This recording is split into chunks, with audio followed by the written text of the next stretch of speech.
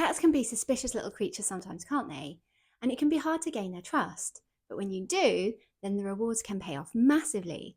So I'm Lucy Hoyle, I'm a cat behaviourist, and today I'm going to take you through my 5 biggest tips for building trust with your cat. They're so cute. They're so cute. Number 1 is to make sure that your cat takes the lead in all interactions. So by this, I mean the cat needs to be in control. So if your cat likes to hide away or they're generally a little bit avoidant of you, then less is definitely more here. So if you go over, if you try to pull them out from under the bed, try to pick them up, or you stroke them for too long, then they're going to avoid you more often in future because they haven't got any control there. They haven't got any choice as to whether or not they're part of this interaction or not. It's just happening to them. So we want to flip this round and we want to make sure that they feel like they can choose when they approach you, they can choose when they've had enough, and that's fine. We're not going to force that, because what you'll probably find here is once they know they have the control, they'll be more likely to approach you much more. So take a massive step back, remember that less is more, and the rewards will pay off if you put it all on their terms rather than trying to initiate lots of interactions.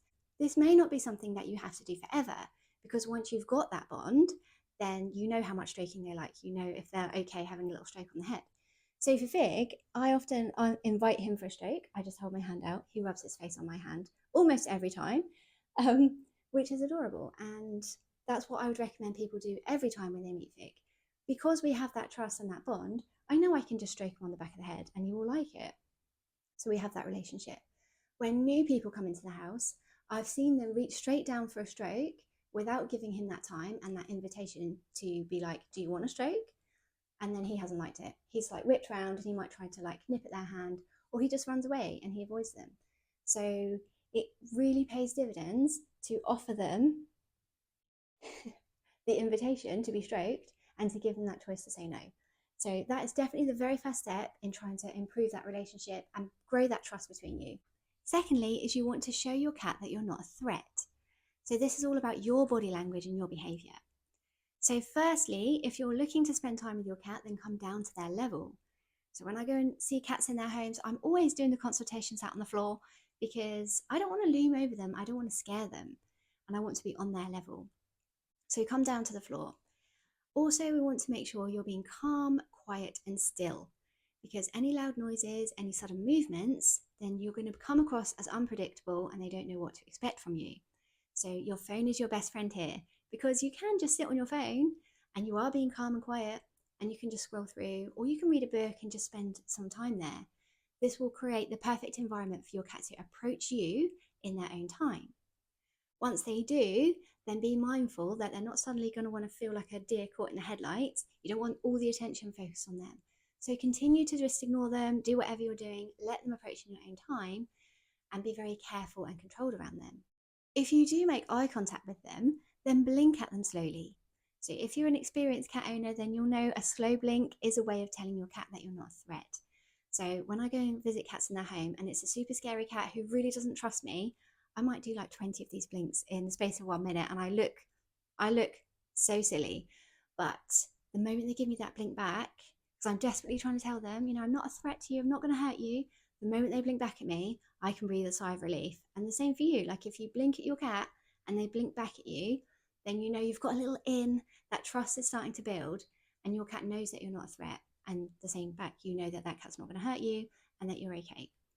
So a slow blink, I can't stress that too heavily because staring can be quite intimidating too. So if you find yourself suddenly looking eyes, lots of calm, slow blinks, and just reassure that will be a good way of reassuring your cat that you're not going to hurt them.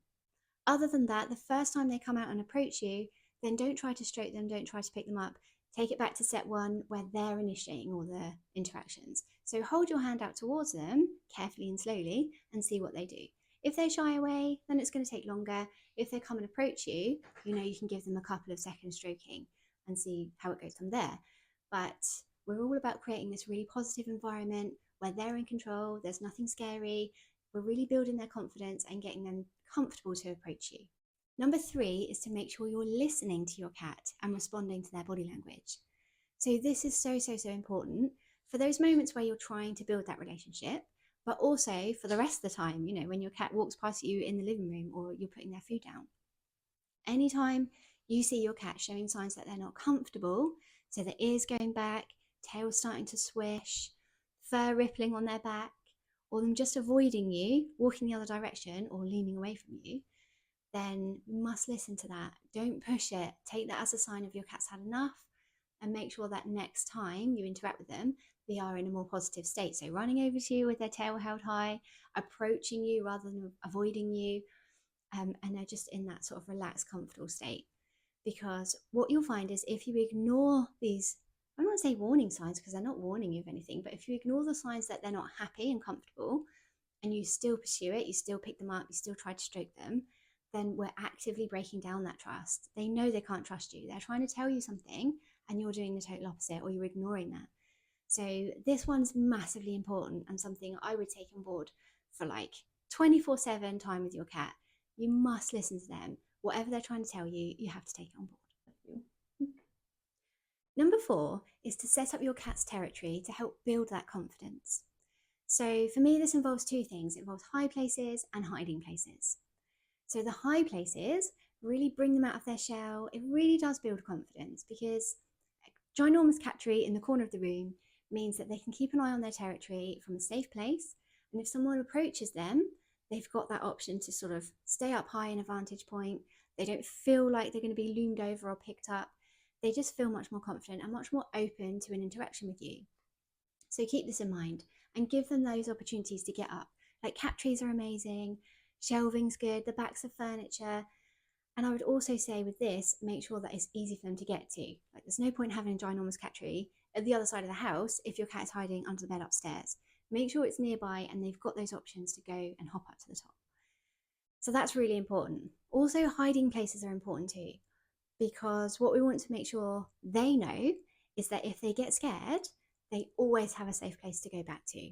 So we don't want to be blocking off these places. It's not a case of when your cat comes out from under the bed, oh good, let's block that off, and now they have to get out. We want to make sure that they do have those places where they can bolt to if suddenly the doorbell goes, or if someone walks in at the wrong moment, or your phone goes off while you're trying to bond with your cat. So keep this in mind. What I would add to this is we also want to give them the opportunity to hide in plain sight, which sounds silly, but like you don't want your cat to be tucked under the bed forever. So provide hiding places that allow them to be out in the territory while still having those feelings of safety.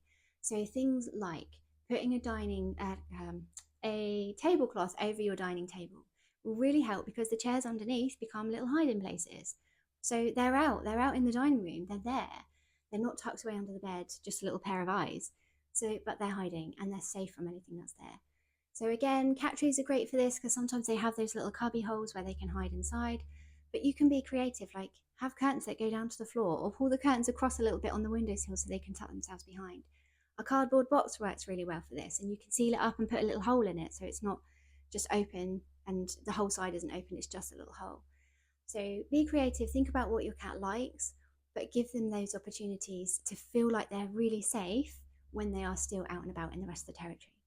Because what you'll find here is that when they have that confidence to use the territory better, then your opportunity to bond with them will be much more frequent. Like you can easily go and give your cat a little scritch on the neck if they want it, when they're at the top of the cat tree, when you're just going to make yourself a cup of tea. They're just there, the opportunities are more, rather than you thinking, I'm going to have to go and find my cat and sit with them for 20 minutes because they're spending so much time under the bed. And number 5 is to adjust your expectations.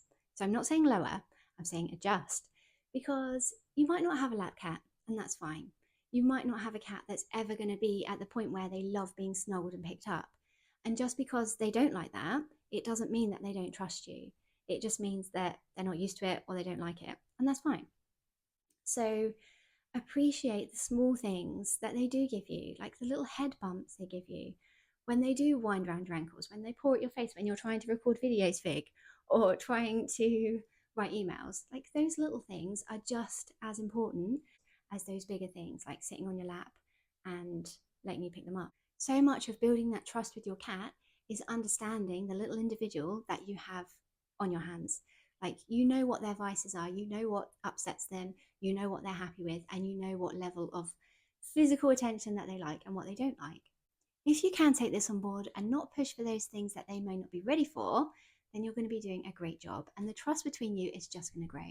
And they may surprise you one day and you may find them snuggled up on your lap before you know it. If you have the opposite problem and your cat's biting or scratching you when you try to stroke them, then don't forget to watch this video on petting aggression. And if you've managed to win over a cat, then please let me know in the comments because I would love to hear about it. I will catch you next week for another video. Take care. Bye. You okay? You're adorable.